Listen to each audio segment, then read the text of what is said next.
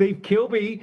I'm looking forward to chatting to you. Great show. Thanks for delivering for us here. Great to talk to you again. It's been a while. Yeah. Yes, How it you has. doing? Yes, I'm good. But where do you get those ties from? I've been looking for one of those forever. Seriously. Oh, really? Yeah, where do you... You know what? This actually belongs to my wife, so I can't Oh, even my take God. credit for it. So I'll send you a message, Steve. Okay. I'll hook All you right. up. But behind the scenes secret, the clip's broken. I've had to gaffer tape it to my collar. Oh, It's been a no. bloody nightmare, might I Oh, add. my God. Showbiz nightmare when you It's not. when you It's string not worth tie. it. Yeah, it's Believe not me. worth it. His kids don't do this at home. Don't gaff tape ties. It's not worth it. I also gaffer tape my face back and my armpits for no apparent reason, but that's a whole nother thing. Yeah. Steve, you've been one of my isolation MVPs. You've been incredibly prolific and incredibly open with your communication during this strange day. Tell me a secret of winning this blip in the radar. Just what else can you do? Like, what else can you do? One night early on, I just switched on my Instagram, craving my fix, of applause, craving all of that, as a narcissistic pop star does. Getting really antsy, like craving it, and then Kate Sobrano the day before had shown me on Instagram you could do that. I didn't have any idea. We were driving around. It was like one of the last days before the thing happened. Yeah. Yeah. Things went viral. Before this, yeah. And then she said, look what you can do, and you can go on Instagram Live. And so the next night, of course, not giving it any time at all away, I got it out and I did a show and people liked it. And I just started doing it every Monday at the same time. What else can you do? It sounds like a plan, especially... So are you saying it's inspired by that frontman's need for ego satisfaction? Oh, totally. Oh, totally. I live upon applause and admiration and people clapping and going, "Ooh, he's not bad. He's not bad for 65, is he, Myrtle?" I crave it at every, and getting it. You can't hear Myrtle. You can't hear the claps. That's how old my fans are, right? They're all Myrtles and Hortenses. Well, you know what? You did echo the sentiment of a lot of the cascading remarks over on YouTube. I've got to pass on a few of the questions actually direct from YouTube. Michael from Adelaide has asked you an interesting question that I'm keen to know. If being in the music industry for as long as you have has taught you one thing, what is it? How about that? Quick, decisive answers. That's fair enough. Anything more? Any dirt you want to dish? Any words of wisdom for up-and-coming songwriters? Yeah, I bought and bribed my way to the top. I sabotage my rivals. I go and detune their guitars before they go on, play around with their light show, muck around with the PA while they're playing. Any trick in the book, lock them out of the toilet. So Marbles on the stairs. Yeah, anything. I think pull any trick you can. It's like love and war. Showbiz is like, look at you hosting this show. I'm looking at you going, Henry, why aren't I hosting this a show? Not your show, but why haven't I got my own show? You could steal this job any day, I'm sure. I've already drafted an email to young Henrys and the people behind this going, I'll do it for half of what Wagons does. Well, good luck to you. It doesn't fill the wallet up that much. But I remember actually talking to you. I last worked with you on the Rock Quiz tour. Yeah, we were sort of back and we were talking about the ins and outs of show business quite a lot in the back of the bus. Yeah. What else would you talk about? Totally, the cut and thrust. Yeah. But I'm wondering, a lot of water under the bridge, that might have been close to a decade ago, perhaps. Oh, longer than that. Could it be? No, yeah. You're looking well, as Myrtle suggests. Thank you. Could you, can you give it, for those that haven't followed your career, you've been incredibly diverse and incredibly prolific. Can you perhaps give us a little summary of what you've been up to? Okay, I was born in 1954. It was a blue day. White clouds skipped across the sky as my mother looked back and looked at her watch.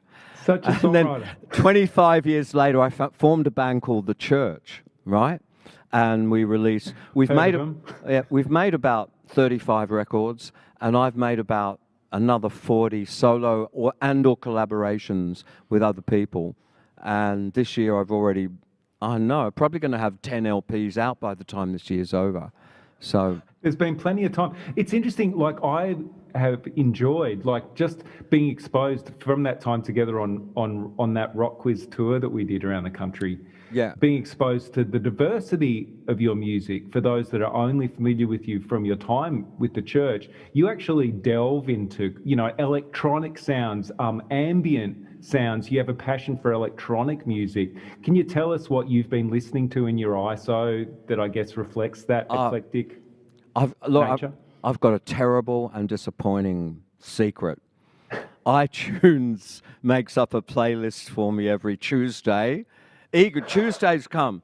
I put it on and I paint and I listen. They've sort of selected all my favorite music from so all kinds of things come on there. That's terrible. I should be saying I'm playing this German band, only available 6 vinyl copies. And you know what I mean? I should be saying that. Nobody knows about it. No. You're an extension of the algorithm. I am. That's all I am. I'm just a blip on the ones and zeros.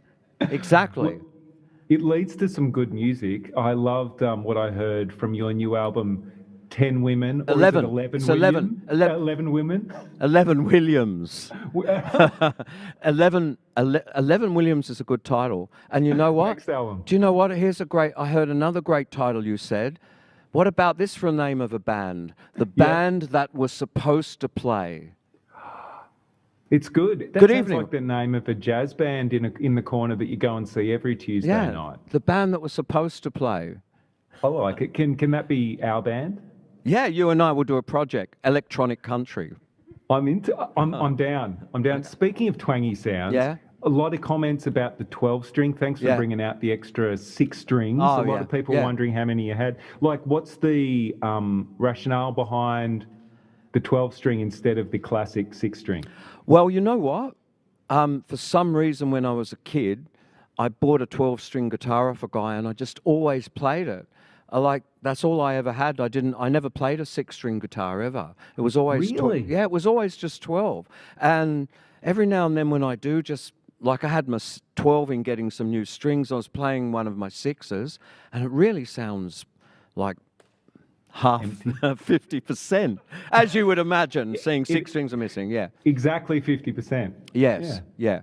No, the 12 strings got all these ringing undertones and overtones that make it sound like it makes sort of music appear that isn't really there. It was there were some quite orchestral moments, and even your smash hits were well filled out by that beast. Oh, great.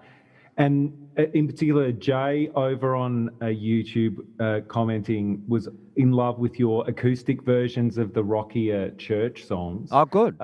And they were full and filled out. I'm wondering how you feel, playing those church songs, reinterpreting those church songs. I feel great. So many years on. I feel great because it's just me and not them. No, I'm joking. I think it's a good song if you can play it. I heard that one when I was like knee high to a grasshopper about some showbiz guy go, it's a great song if you can just play on a guitar or a piano. Yeah. If you can walk in and go, this is my song, play it on guitar, and that's a great song. A song that needs all kinds of complicated things isn't really, you know what I mean? It's kind of faking it if you need the string section and the timpani. Yeah, and all that stuff. What is a timpani? A kettle drum. Yes. Kettle drum. Yeah, that's it. They're hard to organise. You go into the record company and go, yeah, I want timpanis on my next record, and they go, yeah, right. Try it. Tell me what. I've got to give. I'm down. I'll do anything you say, Steve. I also want to know where you land. What we just talked about reminded me of an eternal question.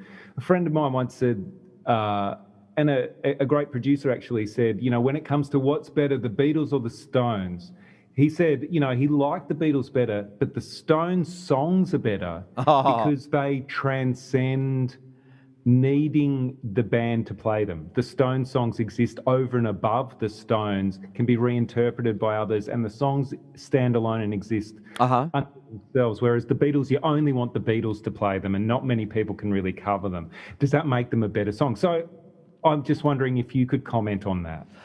I think the Beatles were sort of musically, obviously, they're the prime movers.